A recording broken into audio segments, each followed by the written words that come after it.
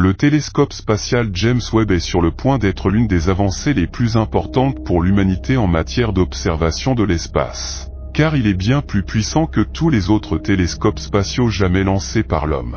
La communauté scientifique nourrit de grands espoirs. Les étoiles sont peut-être à des milliards de kilomètres de nous, mais ce sont des objets très fascinants. Beaucoup de gens adorent la façon dont ils illuminent le ciel nocturne. Les scientifiques s'intéressent particulièrement aux planètes qui les orbitent, et maintenant ils ont plus de raison que jamais de prêter attention à l'une de ces planètes, car le puissant nouveau télescope spatial James Webb vient d'y découvrir des signes de vie. Le télescope spatial James Webb vient de découvrir des signes de vie sur Proxima b. L'exploration spatiale est une entreprise très coûteuse.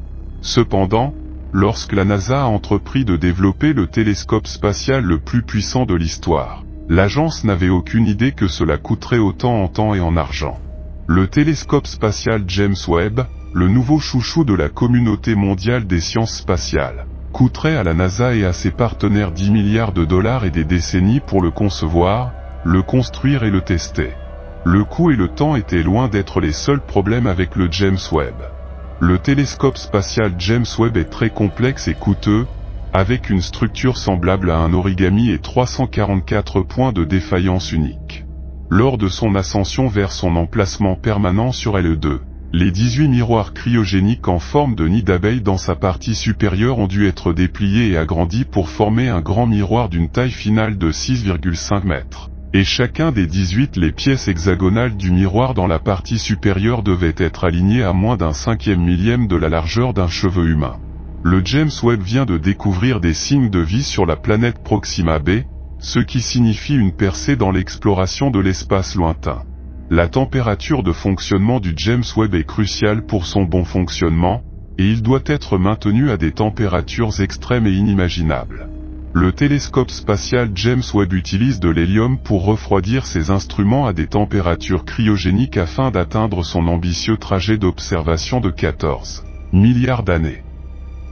Votre système de détection doit être maintenu en dessous de 7 Kelvin pour fonctionner efficacement, ce qui équivaut à moins 266 degrés Celsius. Le télescope est plus puissant et polyvalent que son prédécesseur, Hubble, et est conçu pour détecter la lumière infrarouge d'il y a 14 milliards d'années et étudier les premières galaxies, la matière noire et l'énergie noire. James Webb observera également les schémas de lentilles gravitationnelles des galaxies lointaines pour élargir notre compréhension de la structure et de l'expansion de l'univers.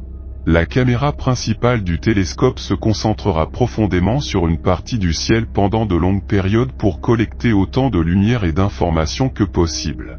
Le James Webb peut aider à prouver ou à discréditer la théorie des trous noirs primordiaux de Stephen Hawking, qui suggère que les régions denses de l'univers primitif sont devenues les premiers trous noirs. Il peut également offrir des alternatives concurrentes, telles que la théorie selon laquelle les trous noirs résultent de l'effondrement d'étoiles. Si l'équipe de James Webb détecte la première lumière de l'univers et des étoiles qui se sont formées peu après le Big Bang. Avant James Webb, les scientifiques utilisaient un certain nombre de méthodes pour détecter les exoplanètes, comme la recherche d'étoiles instables. Mais ces méthodes ne peuvent détecter que de grandes planètes comme Jupiter. Kepler, un vaisseau spatial de la NASA, recherche également des exoplanètes d'un large éventail de taille et d'orbite. Et certaines de ces planètes se trouvent dans la zone habitable où la vie pourrait être possible. Kepler a utilisé la méthode des transits pour découvrir des exoplanètes. Lors d'un transit, une planète passe devant son étoile et bloque une petite quantité de lumière, faisant apparaître l'étoile légèrement moins brillante. Les astronomes peuvent mesurer le changement de luminosité de l'étoile pendant un transit pour déterminer la taille de la planète et sa distance par rapport à l'étoile.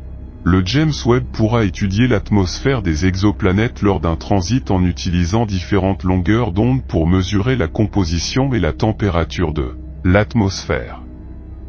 Il est également possible d'étudier une éclipse secondaire, lorsque la planète passe derrière son étoile, pour obtenir des informations sur l'atmosphère de la planète.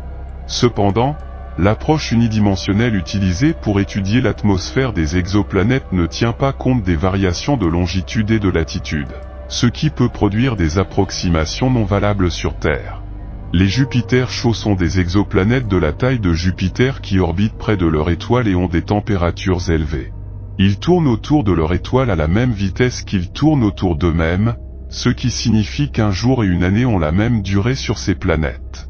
Un seul côté de ces planètes fait constamment face à leur étoile, ce qui peut provoquer une grande différence de température entre le côté clair et le côté obscur. Bien qu'il ne soit pas possible d'observer directement la surface d'une exoplanète, les variations de l'atmosphère peuvent être utilisées pour analyser la courbe de phase et cartographier les éclipses secondaires. Ces méthodes permettent aux scientifiques de mesurer l'intensité de la lumière émise par la planète et de cartographier son atmosphère en longitude et latitude.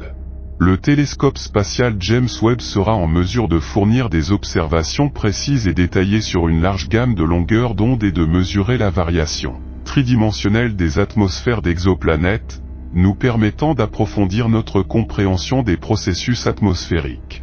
L'image montre une planète 7 fois plus lourde que Jupiter en orbite autour d'une étoile à 400 années-lumière.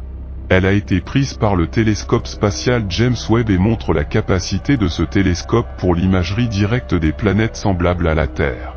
La planète sur l'image s'appelle Ipsi 5426b et est des milliers de fois plus faible que son étoile hôte.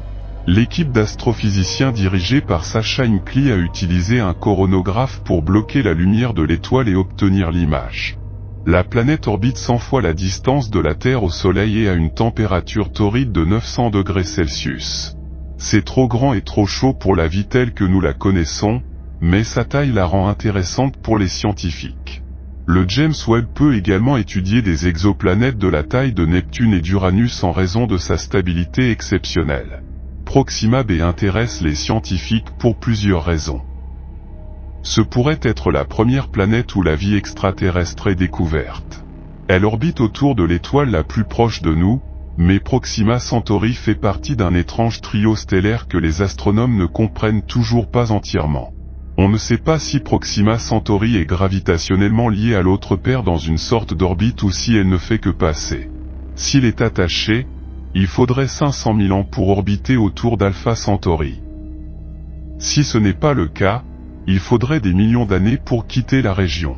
Les étoiles binaires se combinent pour former la troisième étoile la plus brillante du ciel, bien qu'elle soit légèrement plus proche de la Terre que son binaire. Elle est également beaucoup plus petite et plus faible que les deux autres étoiles.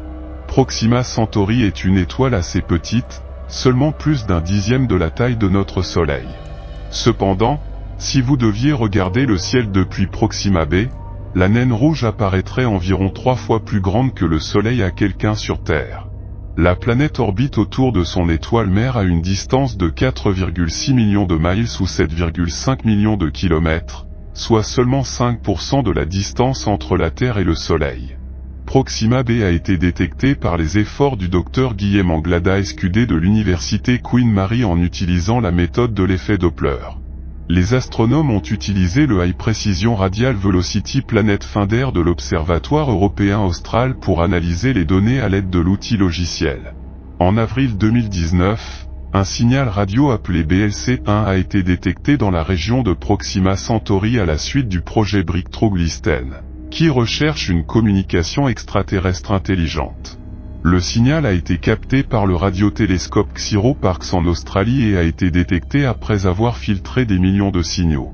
Les signaux doivent avoir deux propriétés distinctes pour être considérés comme d'origine extraterrestre. Ils doivent être confinés à une bande de fréquence très étroite similaire à celle des émissions radio sur Terre, et la fréquence doit fluctuer d'une manière similaire au mouvement des exoplanètes sur Terre. Point relation avec la Terre. Une équipe de scientifiques a réussi à filtrer la plupart des signaux de fond de la Terre et a obtenu plus de 5000 signaux différents. Après avoir vérifié ces signaux, ils ont trouvé un seul signal inexpliqué qu'ils ont décrit comme une signature technologique unique qui est apparue pendant une période d'observation de 30 heures et uniquement lorsque le télescope était pointé vers Proxima Centauri. Ce signal, appelé BLC1, suggère qu'il est peut-être originaire de Proxima Centauri et avait une caractéristique distinctive par rapport au signal découvert en 1977 appelé WOW. Le signal WOW était un puissant signal radio à bande étroite qui provenait de la constellation du Sagittaire et a été la preuve la plus solide d'une civilisation extraterrestre, transmettant la radio en dehors du système solaire. La gravité sur Proxima b est au moins 1,3 fois celle de la Terre, mais si Proxima b n'a pas de noyau comme la Terre, sa gravité de surface pourrait être de 0,866 g, ce qui signifie que vous pèseriez environ 14% de moins que sur Terre. De plus, la forme de Proxima b pourrait être ovoïde en raison des forces de marée. On pense que la zone habitable d'une planète de forme ovoïde se situerait dans sa région médiane, là où le rayon est le plus petit et la gravité la plus grande. Il y a un débat quant à savoir si l'ionisation des éruptions solaires de Proxima Centauri supprimerait toute atmosphère sur Proxima b. Mais si elle a un noyau en fusion et tourne sur son axe, elle pourrait générer un champ magnétique pour protéger l'atmosphère. S'il y a de la vie sur Proxima b, elle pourrait se développer du côté jour en raison du rayonnement de l'étoile hôte. Des signaux radio ont déjà été détectés, mais on pense qu'ils proviennent de sources naturelles. S'il y avait une civilisation sur Proxima b, elle aurait peut-être besoin de miroirs ou de lumière LED pour éclairer ses villes du côté obscur de la planète. Le télescope James Webb pourrait être utilisé pour détecter cette lumière artificielle. Un groupe de scientifiques a étudié deux types d'éclairage artificiel pour déterminer si James Webb pouvait les détecter sur des planètes en dehors du système solaire. Ils ont découvert que le télescope pouvait détecter une lumière artificielle similaire aux ampoules LED si le spectre lumineux étroit correspond à celui d'une source lumineuse, LED. Ils ont utilisé un calculateur de temps d'exposition pour prédire ce qui peut être détecté dans une période de temps donnée.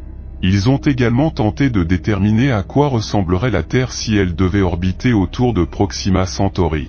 Mais la présence d'une atmosphère et d'eau est essentielle pour déterminer si une planète est habitable. Ils ont utilisé l'atmosphère terrestre, le champ magnétique et la gravité comme substitut de Proxima b dans un modèle informatique. Une équipe de scientifiques a utilisé les données de l'observatoire à rayons X Chandra de la NASA pour calculer la quantité de rayonnement produite par Proxima Centauri et son incidence sur l'atmosphère de son exoplanète, Proxima b.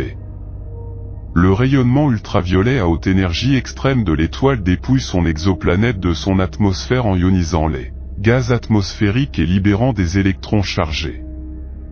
Cela provoque une séparation des charges qui entraîne les ions chargés positivement dans l'espace. Le rayonnement de Proxima Centauri est des centaines de fois plus fort que celui du Soleil sur Terre, ce qui fait que l'atmosphère de Proxima b se draine jusqu'à 10 000 fois plus vite que sur Terre.